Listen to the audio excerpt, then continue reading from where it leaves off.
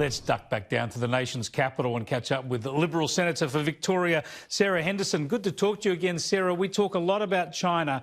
You must be very worried about the Australian news reader Cheng Lei, that she might actually be being used effectively as a political hostage given Beijing's games with Canberra at the moment. Well, Chris, good afternoon. And yes, I think we are all very worried about Cheng Lei. We've only just learned, of course, that she has been detained, and we're working very closely with her family in relation to that detention. But it is very, very concerning, Chris. Well, I'm not going to push that very far because I do think it is very, very worrying, but presumably it would be the top priority of our ambassador in Beijing now to find out exactly what the issue is here. Is she a Chinese citizen as well? Because if that's the case, they will treat her only as a Chinese citizen. They will disregard her Australian citizenship, won't they? Look, I can't really comment on that. Obviously, she is an Australian citizen, and so the Foreign Minister has been working with our ambassador in Beijing, but we just have everything crossed, frankly, Chris, to make sure that she can get out of detention as quickly as possible. It is, as I say, a very concerning situation. Now, I want to ask you about your home state, the pandemic and borders. Now, this is not really a partisan thing. I think Gladys Berejiklian in New South Wales has been the best of the state premiers on this, but there's other Liberal premiers like Stephen Marshall in South Australia who have been as bad as some of the Labor premiers. But do you think that Daniel Andrews needs to look at how Gladys Berejiklian has handled this and just be a lot more flexible on borders and on the internal management?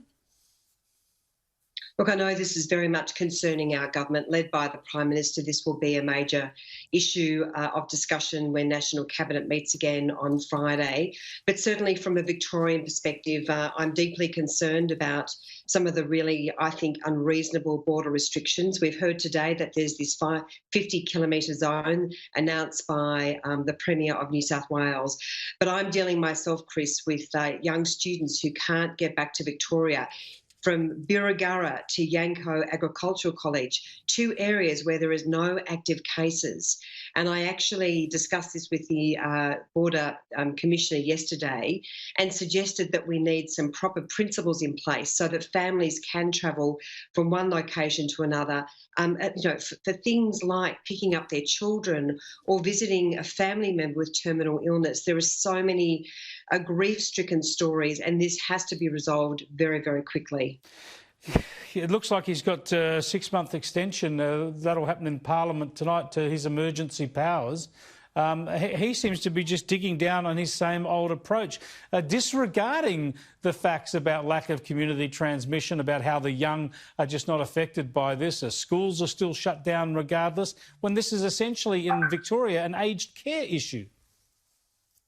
Well, Chris, Victorians need hope. Victorians need a plan and a road back to reopen the economy, and I don't think Premier Andrews has provided that hope. He has announced that there will be a roadmap, but we are concerned. I believe that some of the restrictions are quite unreasonable, and we're seeing some very differing rules in different workplaces. I mean, I had an email from a woman who runs a dog grooming business. She's a sole trader.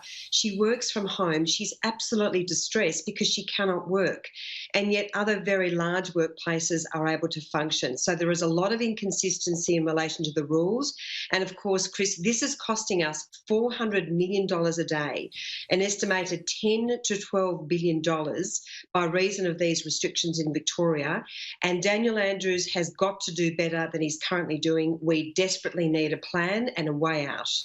Thanks for joining us, Senator. Appreciate it. Yeah, great to talk to you, Chris. Sarah Henderson there live from Canberra. Dan is going to reveal his plan on Sunday, he says, on Father's Day.